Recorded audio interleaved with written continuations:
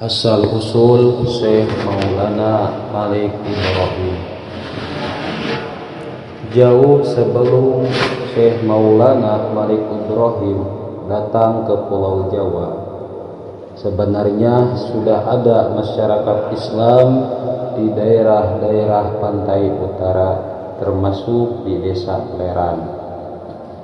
Hal itu bisa dibuktikan dengan adanya makam seorang wanita bernama Fatimah binti Maimun yang meninggal pada tahun 475 Hijriah atau pada tahun 1082 Masehi.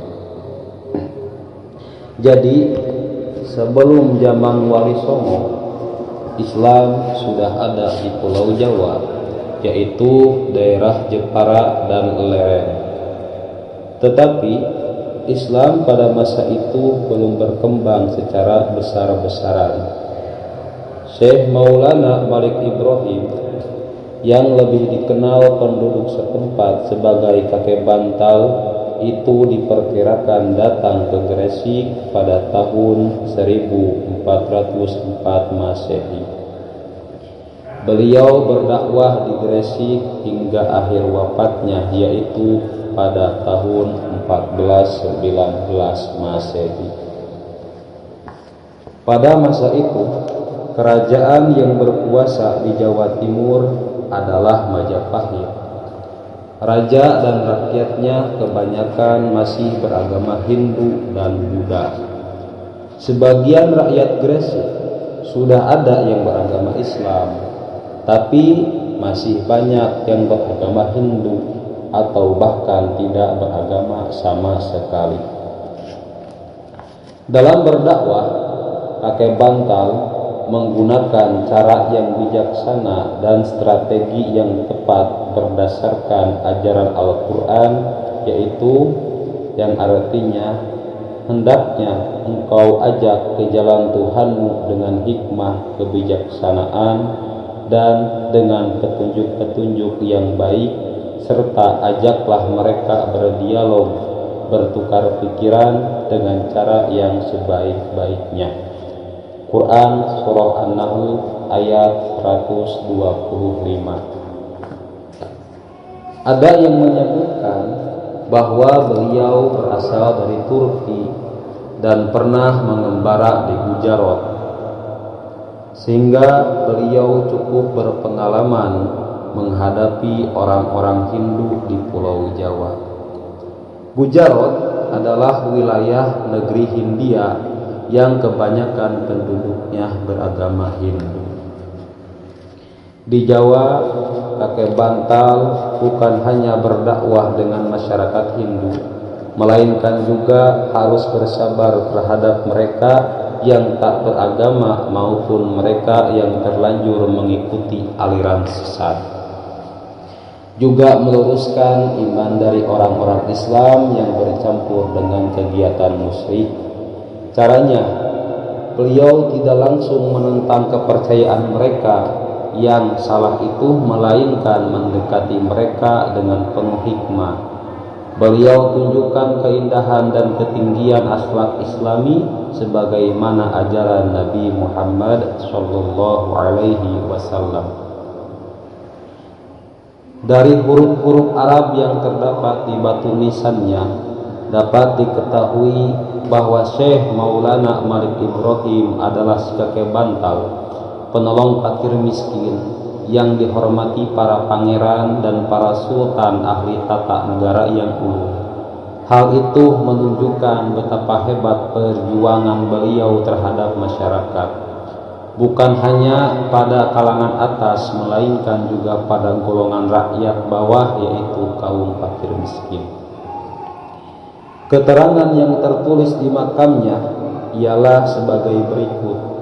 Kuburan itu, inilah makam almarhum al-maghfurlah yang berharap rahmat Tuhan, kebanggaan para pangeran, sendi para sultan dan para menteri, penolong para fakir dan miskin, yang berbahagia lagi syahid, cemerlangnya simbol negara dan agama, Malik Ibrahim yang terkenal dengan kakek bantal, Allah merikutinya dengan rahmatnya dan keridhoannya dan dimasukkan ke dalam surga.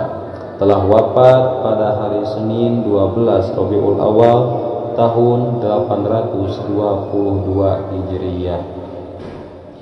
Menurut literatur yang ada, beliau juga ahli pertanian dan ahli pengobatan. Sejak beliau berada di Gresik, hasil pertanian rakyat Gresik meningkat tajam dan orang-orang sakit banyak disembuhkannya dengan daun-daunan tertentu. Sifatnya lemah lembut, welas asih dan ramah tamah kepada semua orang, baik sesama muslim atau dengan non-muslim, membuatnya terkenal sebagai tokoh masyarakat yang disegani dan dihormati. Kepribadiannya yang baik itulah yang menarik hati penduduk setempat, sehingga mereka berbondong-bondong masuk agama Islam dengan sukarela dan menjadi pengikut beliau yang setia.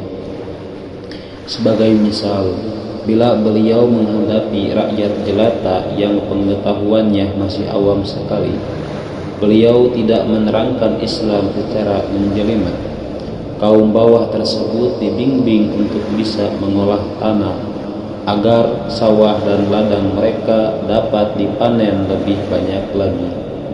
Sesudah itu mereka dianjurkan bersyukur kepada yang memberikan rezeki, yaitu Allah Subhanahu wa Ta'ala. Di kalangan rakyat jelata, Syekh Maulana Malik Ibrahim sangat dikenal, terutama dari kalangan kasta rendah. Sebagaimana diketahui, agama Hindu membagi masyarakat menjadi 4 kasta: kasta kesatria, kasta brahmana, kesatria, waisya, dan sudra. Dari keempat kasta tersebut, kasta sudra adalah yang paling rendah dan sering ditindas oleh kasta-kasta yang jauh lebih tinggi. Maka ketika Syekh Maulana Malik Ibrahim menerangkan kedudukan seseorang di dalam Islam, orang-orang sudra dan waisya banyak yang tertarik.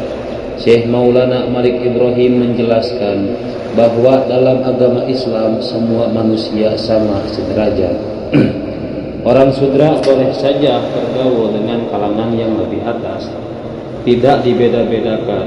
Di hadapan Allah semua manusia adalah sama. Yang paling mulia di antara mereka hanyalah yang paling takwa kepadanya. Takwa itu letaknya di hati, hati yang mengendalikan segala gerak kehidupan kepada manusia untuk berusaha sekuat-kuatnya mengerjakan segala perintah Allah dan menjauhi segala larangannya. Dengan takwa itulah manusia akan hidup berbahagia di dunia hingga akhirat kelak. Orang yang bertakwa, sekalipun dia dari kasta sudra, bisa jadi lebih mulia daripada kasta yang berkasta kesatria dan brahmana. Mendengar keterangan ini, mereka yang berasal dari kasta sudra dan waisya merasa lega. Mereka merasa dibela dan dikembalikan haknya sebagai manusia.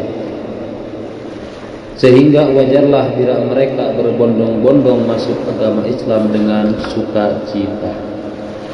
Setelah pengikutnya semakin banyak, beliau kemudian mendirikan masjid untuk beribadah bersama-sama dan mengaji. Dalam membangun masjid ini, beliau mendapat bantuan yang tidak sedikit dari Raja Charmain untuk mempersiapkan kadar umat yang nantinya dapat meneruskan perjuangan menyebarkan Islam ke seluruh tanah Jawa dan seluruh Nusantara. Maka beliau kemudian mendirikan pesantren yang merupakan perguruan Islam, tempat mendidik dan menggembleng para santri sebagai calon-calon mubalik. Pendirian pesantren yang pertama kali di Nusantara itu diilhami oleh kebiasaan masyarakat Hindu, yaitu para biksu dan pendeta Brahmana yang mendidik cantrik dan calon pemimpin agama di mandala-mandala mereka. Inilah salah satu strategi para wali yang cukup jitu. Orang Buddha dan Hindu yang mendirikan mandala-mandala untuk mendidik kader tidak dimusuhi secara frontal, melainkan beliau-beliau itu mendirikan bentuk pesantren yang mirip mandala-mandala milik kelompok Hindu dan Buddha tersebut untuk mencari umat, dan ternyata hasilnya sungguh memuaskan. Dari pesantren Gresik kemudian muncul para mubaligh yang menyebar ke seluruh Nusantara.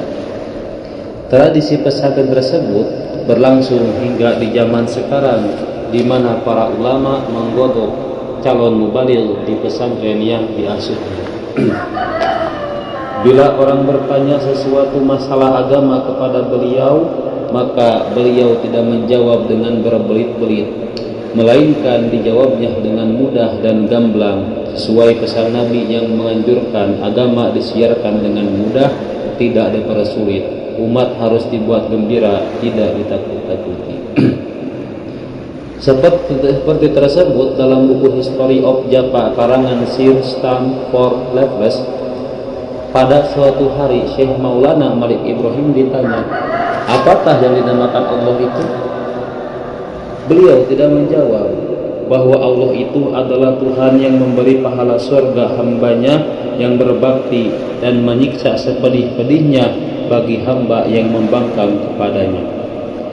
Jawabannya cukup singkat dan jelas, yaitu Allah adalah zat yang diperlukan adanya.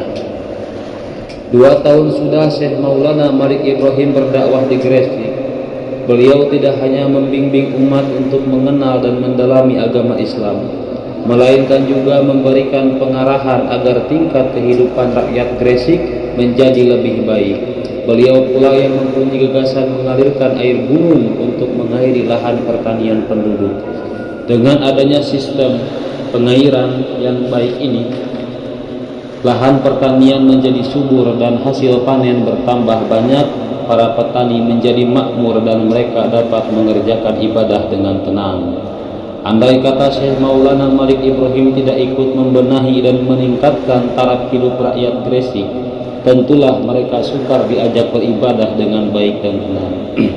Sebagaimana sabda Nabi bahwa kefakiran menjerumus pada kekafiran. Bagaimana mungkin bisa beribadah dengan tenang jika sehari-hari disibukkan dengan urusan sesuap nasi? Inilah resep yang harus ditiru. Wallahu a'lam.